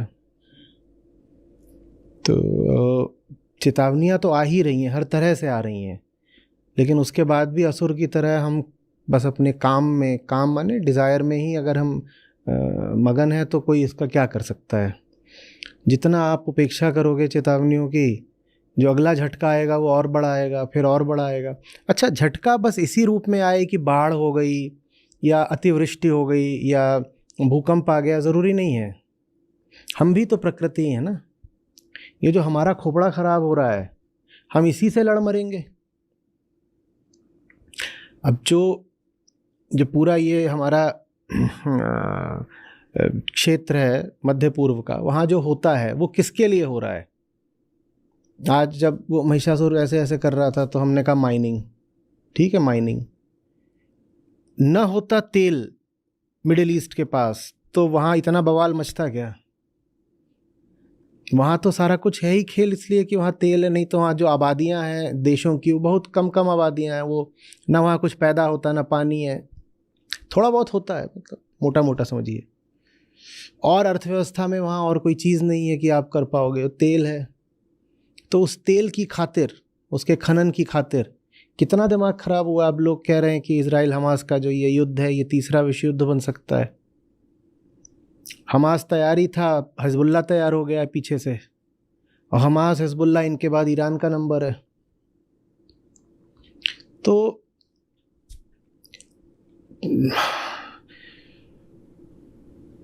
प्रकृति कुपित हो रही है।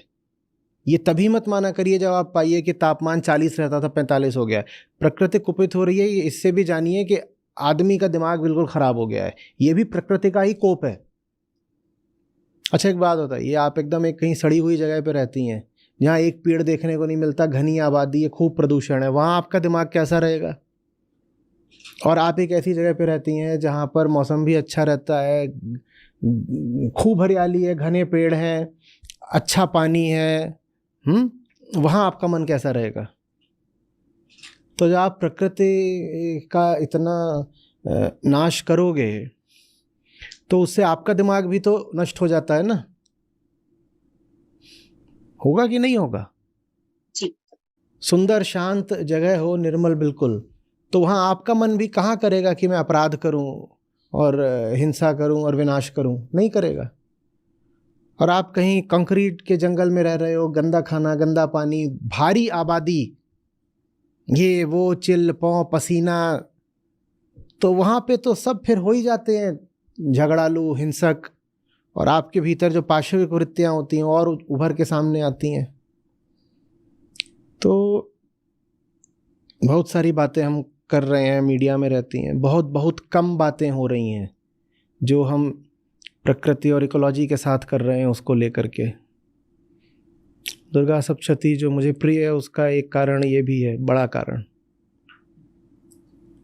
ये उन ग्रंथों में से है जो सीधे सीधे हमें प्रकृति के कोप से परिचित कराते हैं। ये जो तुम असुर बन के प्रकृति के साथ कर रहे हो तुम बचोगे नहीं।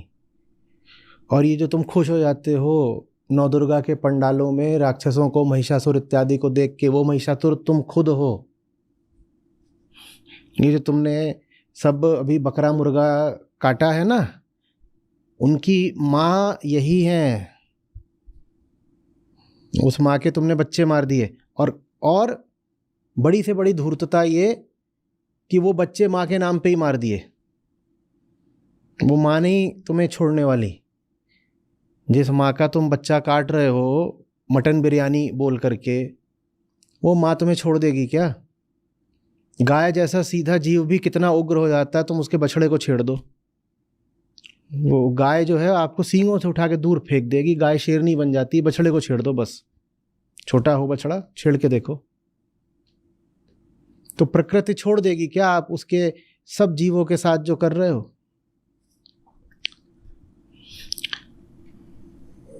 प्रतिदिन आपको पता है ना कितने कितने जीव आप काटते हो प्रतिदिन। दुनिया की जितनी आबादी है उससे ज्यादा जीव आप प्रतिदिन काटते हो। मछलियां मैं उसमें जोड़ रहा हूं। दुनिया की जितनी आबादी है माने प्रति व्यक्ति एक से ज्यादा जीव, और उसमें वही नहीं कि सारे खा लिए, बहुत सारे तो बस ऐसे ही फिशिंग कर रहे थे, बहुत सारे ऐसे ही बेकार में मरे गए। तो प्रकृति माँ तो उनकी है, उनकी भी है, बल्कि जो कमज़ोर बच्चा होता है माँ उसको ज़्यादा देखती है। तो प्रकृति आपको छोड़ देगी क्या? आप जो ये अपना फ्रीडम टू ईट के नाम पे जो भी कुछ कर रहे हो, आपको छोड़ थोड़ी दिया जाएगा। Freedom to eat, freedom to navigate, freedom to build, freedom this, freedom that, बिना भीतर से फ्री हुए बाहर आप फ्रीडम एक्सरसाइज करना चाहते हो, भीतर से आप बॉन्डेज में हो, भीतर से 100 तरह के बंधनों में हो, तो बाहर भी फ्रीडम के नाम पे आप बस क्या कर रहे हो? नाश, उत्पात, यही तो।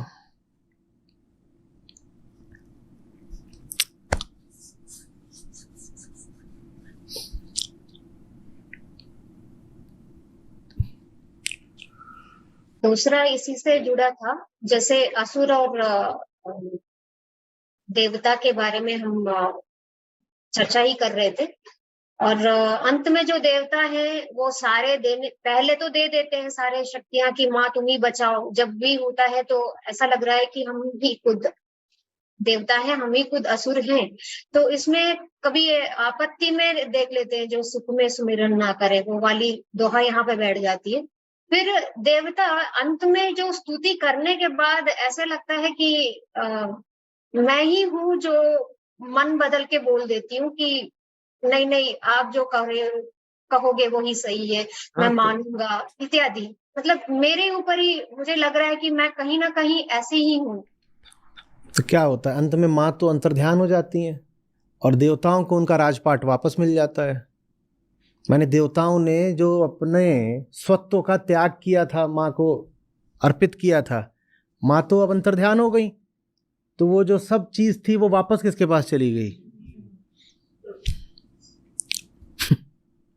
देवताओं को कहा वर मांगो, देवताओं ने कहा क्या कि हम अब निर्बोझ हो गए हैं माँ, तेरा तुझको सौंप के अब तू अपने पास रख माँ, हम बच्चे ही भले, हम हल्के ही भले, हमें ये सब चीजें लौटाना मत। ये सब जो शक्तियां हैं, अधिकार हैं, हम इनके योग्य नहीं हैं, ये माँ अब तुम अपने पास ही रखो। देवताओं ने ऐसा कहा क्या? नहीं कहा। तो माँ ने भी कहा चलो ठीक है, मुझे जाने दो, अपना देखो तुम।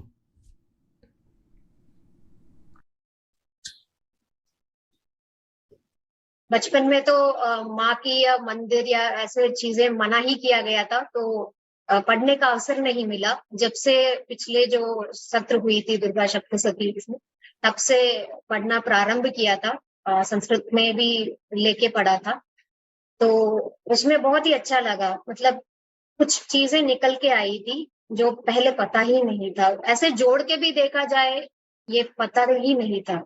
बस हमें तो रोक दिया गया है, इन चीजों को नहीं पढ़ना है। अगर कोई ग्रंथ आपके तात्कालिक संदर्भ में, माने आज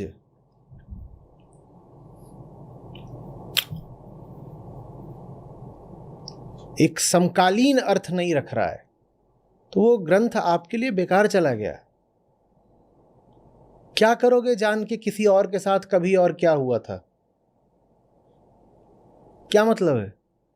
तुम्हें आज अपनी जिंदगी जीनी है ना, तुम्हें कोई बात अगर बताई भी जा रही है, चाहे वो इतिहास की हो चाहे प्रतीकों की हो, उसका आज आपके लिए क्या उपयोग है ये आपको पता होना चाहिए। नहीं, ये एक बहुत मूल सिद्धांत है जीवन का जो हम भूल जाते हैं। सब कुछ मेरे लिए है, सब कुछ मेरे लिए है, सब मैं कुछ भी कर रहा हूं तो इसलिए कि मेरा दुख कम हो। अपना दुख कम करने के लिए ना, अपना अज्ञान हटाने के लिए आप आप ग्रंथ पढ़े ले रहे हो। कोई भी ग्रंथ हो सकता है, महान से महान ग्रंथ हो सकता है, पर अगर आप ये नहीं देख पा रहे कि उसकी आपके आज के जीवन में प्रासंगिकता क्या है, तो आपको मिल क्या गया? पाठ कर लेने से पट पट पट पढ़ लिया, इससे क्या मिल गया? कुछ नहीं मिल गया। समझना पड़ेगा ना।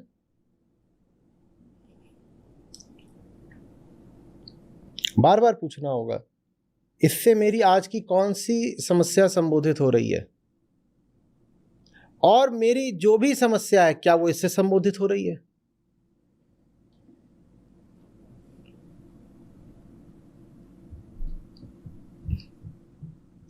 धन्यवाद। यहाँ यही तो है।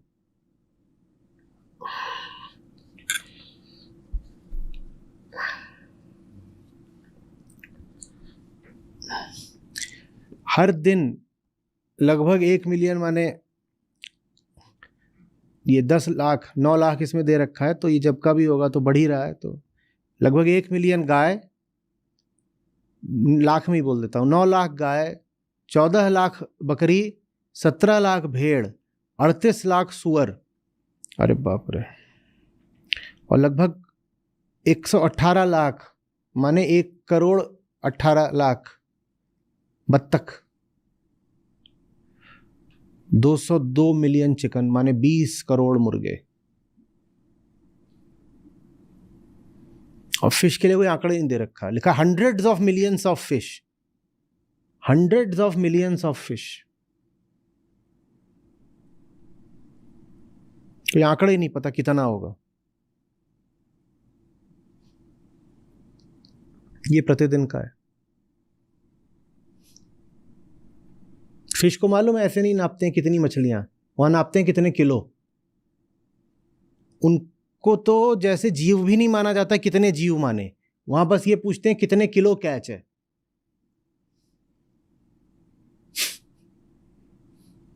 उनको उनकी मौत को इतनी भी इज्जत नहीं है कि ये भी गिन लो कि कितने मारे, वहां किलो में बस गिन लेते हैं इतने किलो।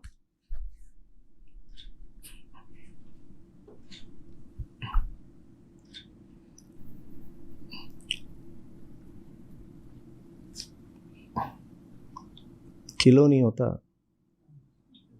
टन भी नहीं होता, कितने लाख टन।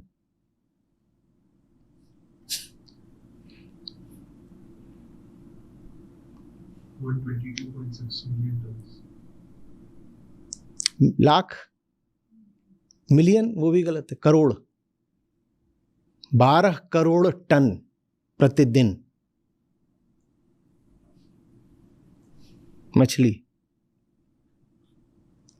और मछली बहुत समझदार जीव होता है, बहुत पुराना जीव है। जितने भी ये थल जीव हैं माने जमीन वाले, इनसे पुरानी है ये जल जीव मछली। मछली हम सब की बहुत पुरानी दादी है।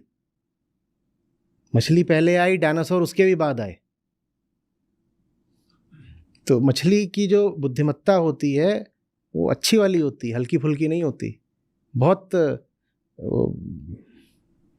तो उसको ये सोचना कि वो तो ऐसे ही है, बस घास फूस है, घास फूस नहीं है। दर्द भी जानती है, समझदारी भी जानती है, और बहुत सारे भाव जो मनुष्यों को होते हैं मछलियों में भी होते हैं।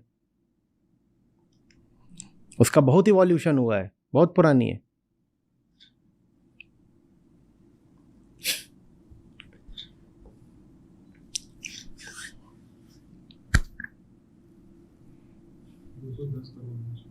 हम्म, 210 करोड़ प्रतिदिन।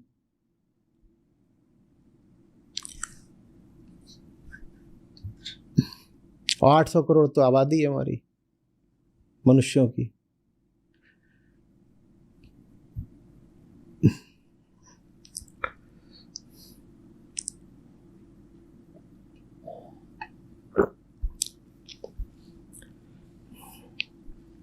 और ये वो बस हैं जिनको हम खाने के लिए मार रहे हैं। अभी इसमें वो सब जोड़ेंगे जिनके मरने का हमको पता भी नहीं है, हमने प्रदूषण से मार दिए या वनों की कटाई से मार दिए, तो वो संख्या अलग है।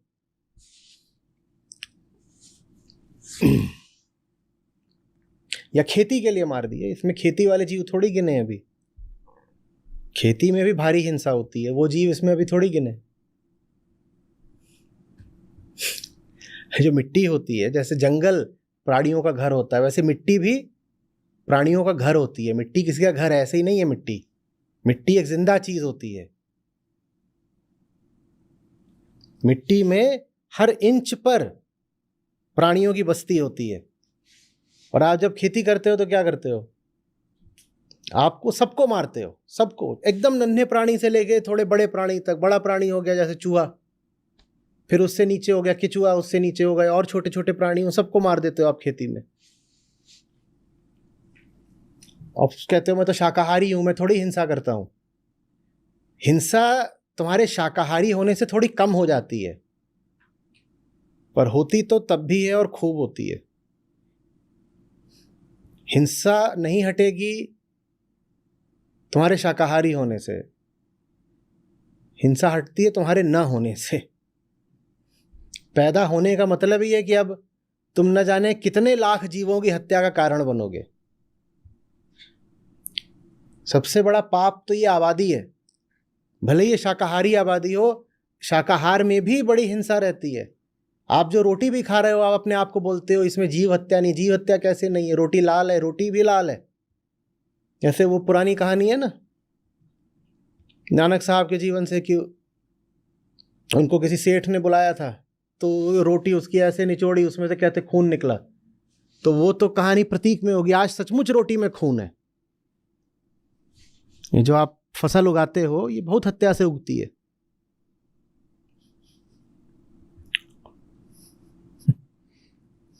बिना पेस्टिसाइड की खेती दिखा दो,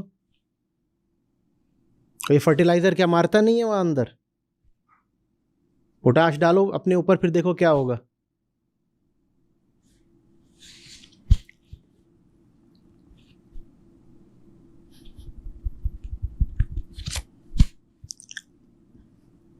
अब बोलो कि भाई कम पैदा करो, तो इनको लगने लग जाता है हमारी प्रजाति विलुप्त हो जाएगी। बार बार यही आता है, अरे अगर तुमने इस आदमी की बात सुन ली तो मानव प्रजाति अगले 3.5 महीने में विलुप्त हो जाएगी। यही आक्षेप आते हैं।